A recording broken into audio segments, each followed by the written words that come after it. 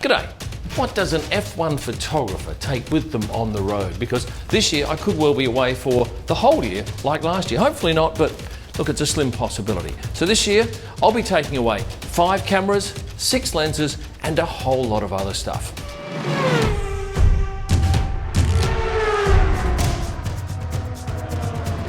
This year I'm taking away 5 cameras.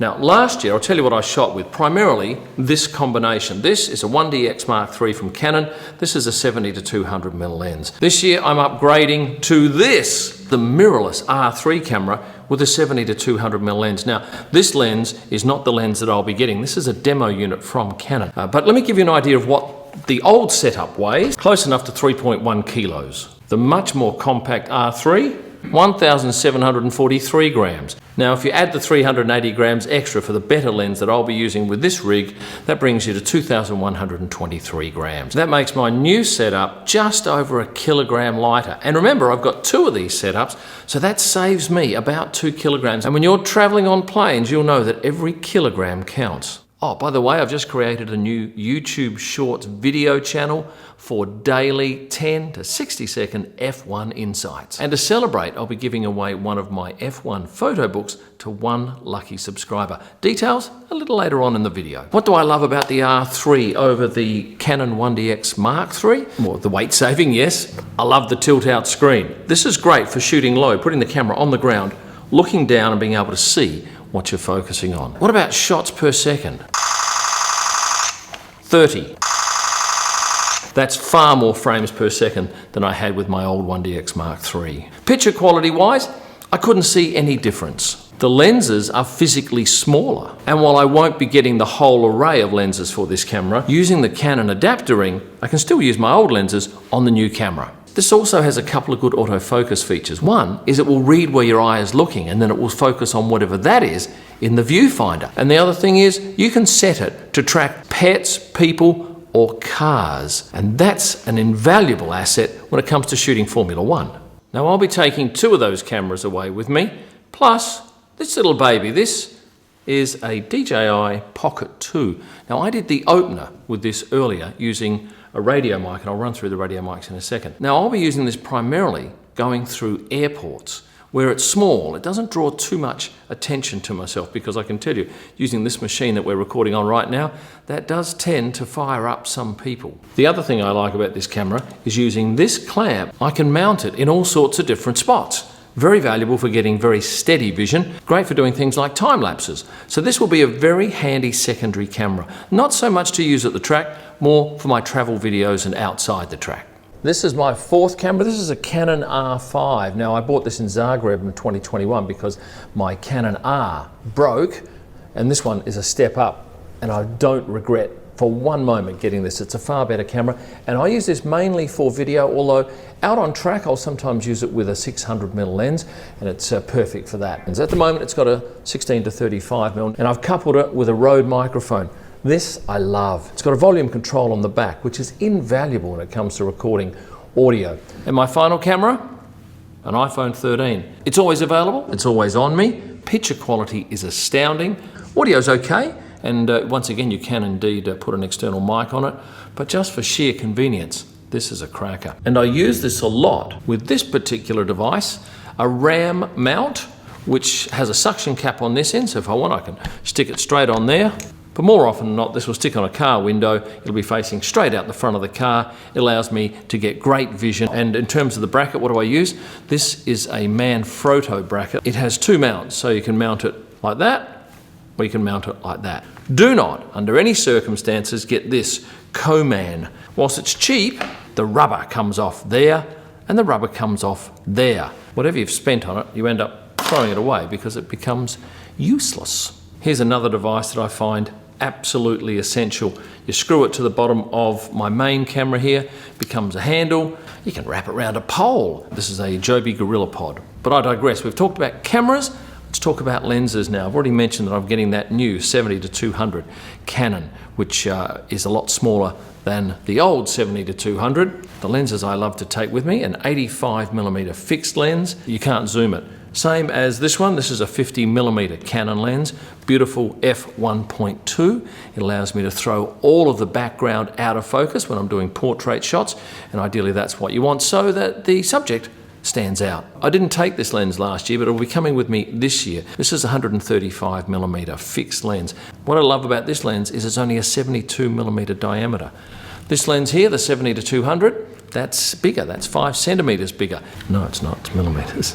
Now that's important when I'm trying to get shots through the Armco, which I do at a number of tracks. I should say that my 70-200 lens is on one camera almost all of the time when I'm at the track, and I'll swap the other camera with a wider angle lens like this one I'm using here on the video, 16-35mm, or I'll use a 600mm lens if I've got subjects far, far away. It's not cheap though, this is about the price of a reasonable small car.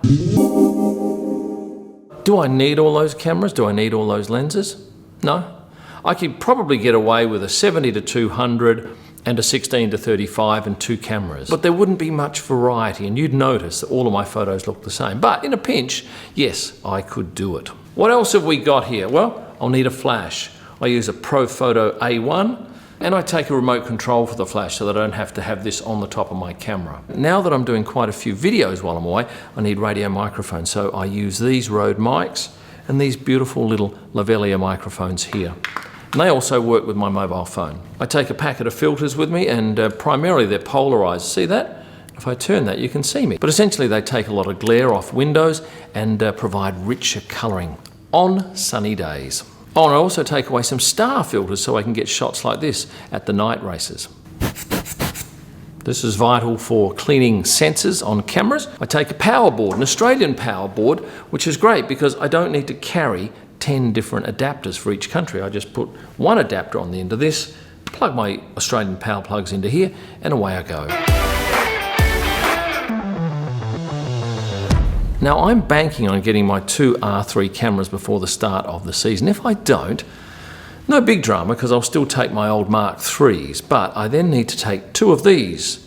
These plug into the side of each of my Mark IIIs, and essentially it transmits pictures through the internet. I press a button on my camera, the picture travels through this, it goes up to this little device which is a Glocal Me, sits in my pocket. The picture is then beamed up into the internet, comes back to Australia, and then the pictures are uploaded to my website, kimellman.com and prostarpics.com, so that you can buy them online. I can also grab them out of a Dropbox on my phone, edit them and get them up on my Instagram page within, sometimes 3 or 4 minutes if the internet is good. I use Apple AirPods so that I can hear what's going on during a race from BBC via the F1 app. These are also noise cancelling, so they help protect my ears. It's important to take some lighting source when I'm recording videos. I need that, and to that end I take this little Manfrotto light, nice and small, quite bright, and a couple of little dimming filters go over the front so it's not too harsh. I need a monopod. This is not the one I take a much lighter one, but essentially it's a stick that folds out. You stick your camera on there and you don't have to hold the monstrous weight of a 600mm lens. And it's also handy for doing some tricky shots where if you've got a remote control, which I have, you can stick that right up there. You can do some nice shots looking down from a metre above everybody else. A lot of photographers carry their cameras on their shoulders with the straps that they come with from Canon. I prefer this black rapid harness system, which has done me well for the last 5 years. I take this thing. This is a black thing that says HD60S+. I can't really tell you exactly what it does, but I need it to do live stream videos on YouTube, which I plan to do this year on the Thursday night. It allows me to use the camera that I'm using here and run it through my computer. I'll be able to insert my pictures direct from the computer, and the end result will be a prettier live stream for you and some added benefits for me. Pay attention here now. If you'd like to be in the running to win one of my sensational F1 photo books, click the link in the description below and follow the prompt to subscribe to my new YouTube Shorts video. One person will win a sensational book posted almost anywhere in the world. And finally, I'll get onto my computer. I've just got a brand new Apple Mac which is mighty in terms of processing power. It means that I don't get videos sticking when I'm editing, and that was a cause of great frustration. And the other thing I should tell you about is a rather interesting piece of equipment. It's called a Stream Deck. So what does a Stream Deck do? Well, effectively it saves me a lot of time. And I'll tell you how. First of all, at the track I use a program called Photo Mechanic to bring in all of my images. So when I download, I don't know, 1,000 images, say from a card at the end of a day, they all come into this program, Photo Mechanic, and I will look through each of the photos and I will say, yes, I like that one, I'll give that a 1 rating, I won't give that a rating, I'll go through to that one, I like that one, bang, bang, bang, bang, bang, and then I'll say import them into a program called Lightroom. Let's say I've edited this picture, I then have to go and put in keywords so that I can find that picture later on. Let's say this was Lando Norris. I would press that button and bang, the keyword is added. The old way to do it was to go Control K, L-A-N-D, yes, enter. What is that, 6, 7 keystrokes? But that's not all. Let's say I want to output this particular image to Instagram. In the past, I'd have to do a whole lot of keystrokes. Now, one button automatically sends it to one of my output folders. It opens up the program that I use to post my Instagram post, and then it's just a matter of clicking a button or two. Given that I do almost everything on my own at the track, all of these savings in seconds are invaluable to me. And it means that you get content quicker, hopefully more entertaining content. And if you like it, of course, you can always go online and purchase those digital images at prostarpics.com or head to kimellman.com and get one of these great canvases. You'll find them available in my shop. If you like the video, can I ask you a favor? Please? Could you hit the like button? If you're not subscribed, I'm going to recommend that highly to you. The subscribe button is also down there. And become a member for a whole host of extra benefits. And for my best images live from the track and all during the week, you'll find them on Instagram at Kim Ellman. Thanks for watching and stay passionate.